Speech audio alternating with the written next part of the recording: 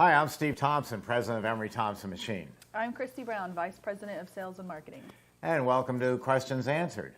I've got a really interesting one this morning that cropped up. I heard from a lady out on the island. To those of you who are not from New York, the island refers to Long Island, and that's all we ever called is the island. Well, she's in New Hyde Park, not far from where my wife Paula grew up, our office manager. And she wants to get into the Italian ice business. It's a little late in the year. This is the beginning of May, and usually the season up north is April 1st until Columbus Day. So she said, rather than spend the money going into business right this second, what if I bought some ice wholesale? And what are the possibilities that I'm going to be a success? Well, I want to address the success part. I gave her some names of wholesale ice. I think at this time of year it's a good idea, because then she'll see just how profitable this business is, and then we'll get her set up in the late fall, early winter for making ices for the next season. But as far as the success, I went and researched that, and I found an article that talked about Emery Thompson and other batch freezer companies. And they said, they gave a number to what the success rate is of people using an Emery Thompson machine. And it's over 90%. You have an over 90% chance of being successful using an Emery Thompson machine. Now that's a big claim to make, so how is it that they can make this claim? Well, what they said was we based it on used ice cream and Italian ice machine sales. And I also looked up, they gave some numbers, but I looked up my own this morning over at eBay. There are about 7 machines there that are Emery Thompson, and out of them only 4 are usable. The rest of them are dairy metal, or they're in their 40 years old or more. One of them didn't even have a condensing unit in it. Another was missing the door that you happen to be handling in your hand. And then I looked at all the other batch freezers that there were there. There were 9 pages of them. 304, I got tired of counting, 341 batch freezers out there on the market compared to 4 Emery Thompsons. Those used machines, those 341 got there because people went out of business. Some of them just dropped them because they weren't what they ever expected and came over to Emery Thompson. But 341 used machines compared to 4 usable machines at eBay. That just screams success. And that tells you that when you work with us, not only are you going to get all the personal help and all these videos, and almost 600 videos we're coming up to, and available 7 days a week, but we really are putting you into a business that's going to make you successful. Yes. All right, I'm going to try to do the best I can here holding this. So John from Canada, we've talked about before about how to put on your door O-ring, but John had another great solution too. So a lot of times, you will get your door O-ring after you've cleaned it, and you're going to put your O-ring on. You're going to just smooth it around and just push all the entire O-ring in. Don't do that. You are going to, just push a little here, push a little here, push a little there. Just make sure it's in the groove. That's all you need to do. Make sure it's in there.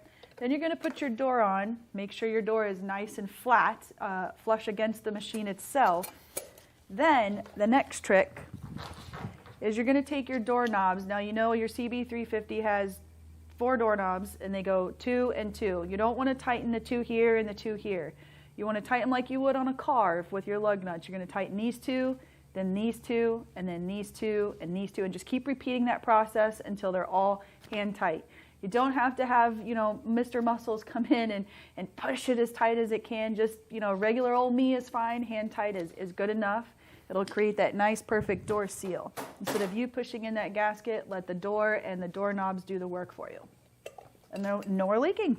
Now, do you lubricate that particular gasket? No, you do not. That's a good point. Thank you for pointing that out. Some customers do lubricate that. Not necessary. Don't do that. Just the gate O-ring on the handle where you open and close where your ice cream discharges. I'm told that it's if you lubricate that gasket, or on the bigger ones, the white gasket, that it's like dealing with a greased pig. However, I'm from the Bronx, so I can't say that I've ever seen a greased pig, so I'll just have to take their word for it. Okay. I have been asked, she says, we use a 14% ice cream base, and after adding 6 milliliters, 6 quarts of ice cream base, We feel that the butterscotch has a little bit of aftertaste. Do you have any recommendation for us to try? Yes, I try to go as all natural wherever I can, and that often means buying ingredients at the supermarket. And I don't think you can get a better butterscotch than Smucker's in the jars, and you can buy them right there in the supermarket. If you want, it'll pour out of the jar. You can always put it in a little bit of warm water and warm it up so it flows a little smoother. Sure, it's going to cost you more than something that comes in a 3-quart tin can and you had to buy a case of it. But this is what the ice cream business is about nowadays, is all about the quality. And you just can't beat Smucker's. You might even try going to one of the larger box stores and see if you can buy it by the case. I don't know. I've never tried that. But the Smucker's will work very well for you for making, and I love butterscotch ice cream. That's a big factor, you know, especially with Emery Thompson. It doesn't matter what's going to happen in the world, how popular something gets. There's somebody somewhere, some store that will have those Oreos. You don't have to rely on calling a supplier to come up with some syrup or base you have to have because you can't put the Oreos in the machine. With us, you can. So moving along, sorry to play off of that. I have 2 great questions from Dan. He says that the 10% chocolate or the 10% base, the ice cream mix, comes in chocolate and vanilla. Do you use the chocolate version as a base too? You can. I don't like it, but you can. To me, it tastes like a frozen chocolate milk. I would recommend sticking with Forbes or Ghirardelli. Forbes is our favorite here. It's what we use. Comes in a very big bag of chocolate powder, and that powder lasts a long time. I can definitely get you in contact with someone from Forbes and tell you which flavors that we use, and that's our favorites as well that you see in all of the videos that we do make.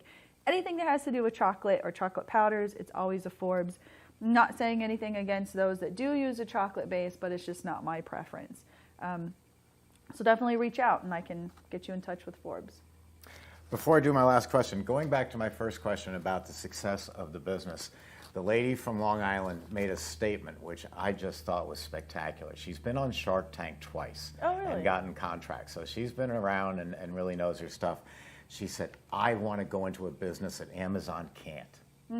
Isn't that great? Yeah. You can't sell scoops of ice cream or milkshakes or Italian ice through Amazon very successfully unless you did it in bulk and froze it. So that was a great line. I want to go into a business that Amazon can't go into, because she'd seen businesses all over Long Island closing because people were going to Amazon.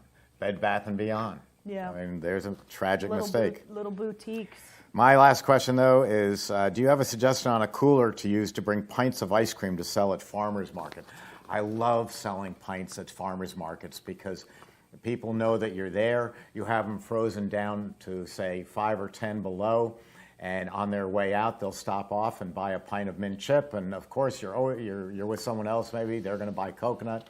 You'll always buy 2 pints, and you don't care what the cost is because it's what you want, and it's only open on Saturdays, and you want that product. So it's a great place to be. Lowe's and Home Depot sell all different size chest freezers, and we have a little one behind us that I got at Walmart. And maybe next time we'll put up a picture of that. I think I paid $240 for it. Half that. Oh, that's right. It was a little over $100. It was a little over $100. $100. Yeah. and it's great. It goes to 9 below zero, which is going to make the pints rock hard. It's fantastic. And you just are going to lift the chest, hand them their pints. They hand you their cash back or their credit card. Or their Venmo, and Cash App. You're good to go.